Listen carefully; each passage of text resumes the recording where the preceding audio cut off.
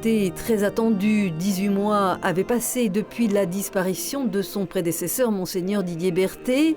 Et c'est donc dans la joie que l'Église des Vosges a accueilli le 22 mars 2025 le nouvel évêque du diocèse de Saint-Dié, Monseigneur François Gourdon. Plus de 1500 personnes et bien plus encore via les retransmissions télévisées ont assisté en l'église Notre-Dame au Cierge d'Épinal à son ordination épiscopale, en présence de l'archevêque de Besançon, du représentant du pape, le nonce apostolique, une quinzaine d'évêques, les prêtres et diacres du diocèse de Saint-Dié. Et dans le rite épiscopal, ce qui marque beaucoup, c'est un moment où on pose l'évangile sur ses épaules en disant tu as la charge de l'évangile.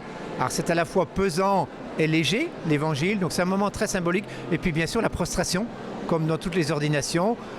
Il y a la remise de l'anneau, il y a la crosse, voilà, il y a un certain nombre d'éléments importants, mais l'imposition des mains, la prostration, l'évangile reposant sur l'évêque, c'est vraiment des moments très forts. Par l'imposition des mains, ses frères évêques ont transmis à Monseigneur François Gourdon sa charge épiscopale, comme Jésus l'a confiée aux apôtres. La cérémonie fut solennelle et riche en émotions pour ceux qui ont dit au revoir à celui qui fut le curé de la cathédrale d'Angers et qui a effectué tout son parcours dans cette région de l'Anjou. Le diocèse du Maine-et-Loire a passé le relais à celui de Saint-Dié. Je le donne. L'Esprit Saint, l'Église le donne. Il ne m'appartient pas. Mais j'ai pu me réjouir pendant les 17 années depuis que je suis évêque d'Angers, d'apprécier sa présence, son ministère. Vous avez de la chance et vous pouvez avoir confiance dans son dynamisme, dans sa dimension voilà, de projet et puis d'organisation. Voilà, je pense que ce sont les trois mots, à mon sens, qui peuvent bien refléter la qualité de Monseigneur Gourdon. Que vous avez la chance d'avoir à accueillir un homme comme lui, parce qu'il est admirable. Voilà, il est ouvert à tous. Il est d'une aide précieuse auprès de chacun. Qu'est-ce que vous attendez de lui ? Eh bien, que le diocèse soit bien vivant, qu'il y ait une belle mission auprès des non-chrétiens aussi, voilà, et que l'évangile soit annoncé à tous. L'Église, eh bien, elle a eu beaucoup de soucis, mais les évêques sont là pour nous aider et puis aller toujours à l'avenir, à l'avant. Surtout qu'il ne vient pas des Vosges, donc ça peut être une autre façon de voir les choses. C'est bien que ce soit renouvelé et que peut-être que ça va changer des choses, mais je pense en bien parce que c'est toujours bien d'avoir de la nouveauté. La veille de son ordination, Monseigneur François Gourdon s'était confié lors d'une interview revenant notamment sur sa nomination par le pape. Comment l'a-t-il vécu ? C'est d'abord une surprise.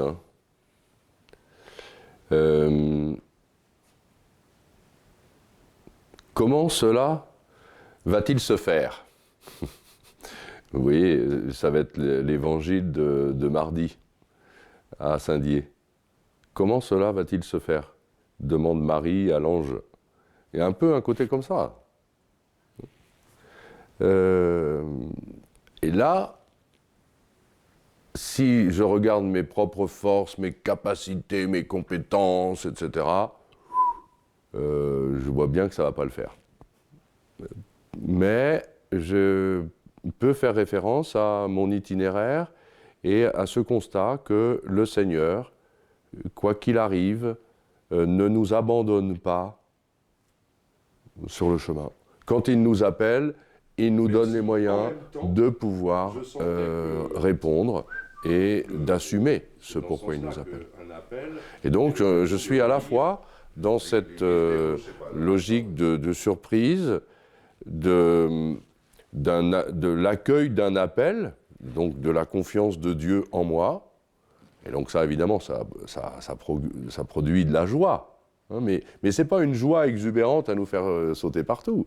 C'est une joie profonde qui s'enracine dans le fait que le Seigneur ne nous abandonne pas.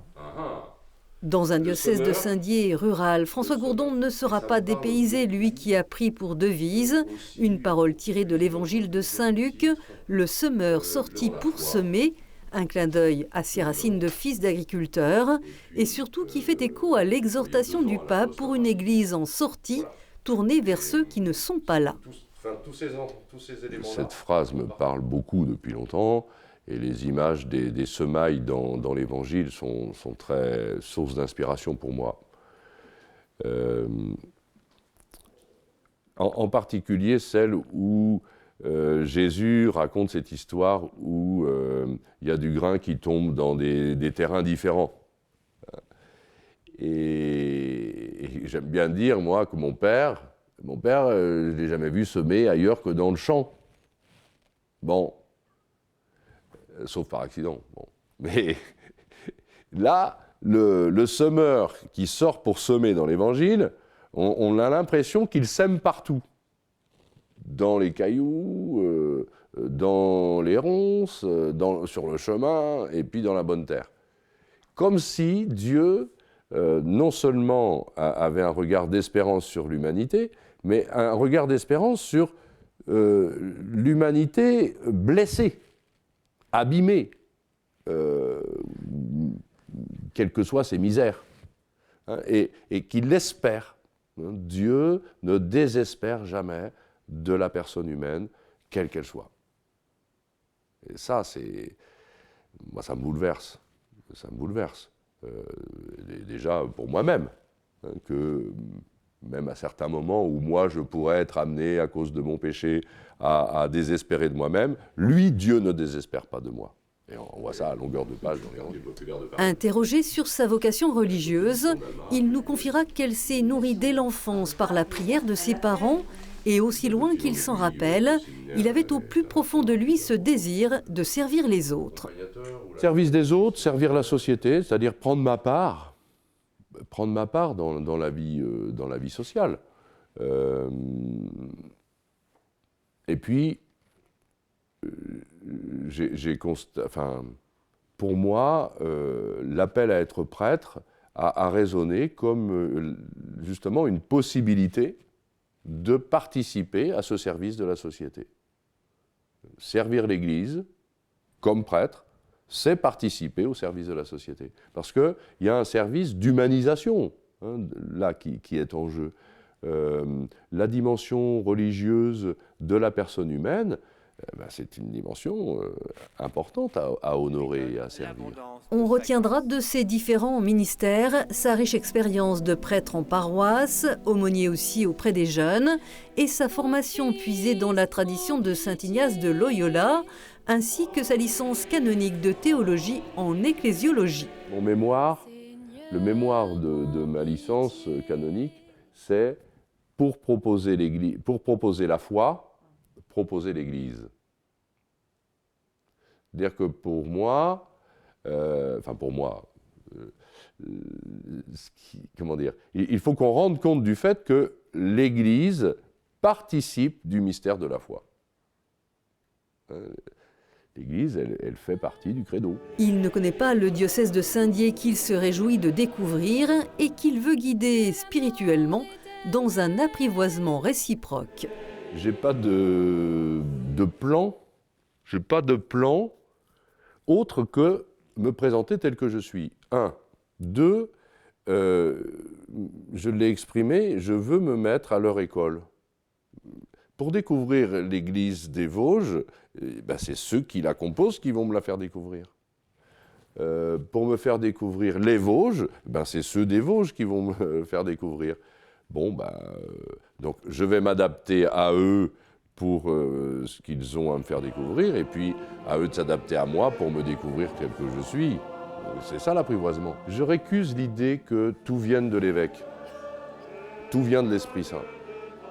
Et que je sache que l'Esprit Saint, il souffle à travers l'évêque, j'espère, mais je pense qu'il souffle aussi à travers l'ensemble des fidèles, à l'évêque d'attester que c'est bien l'Esprit Saint et que nous ne sommes pas à l'origine de l'évangile que nous annonçons. Ça, c'est proprement le ministère de l'évêque.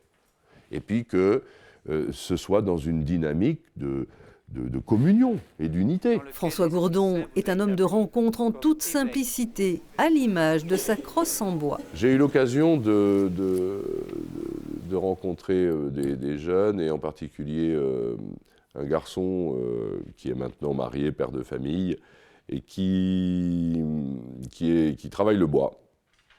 Et donc je lui ai demandé s'il était OK pour me faire une crosse, ce qu'il a fait.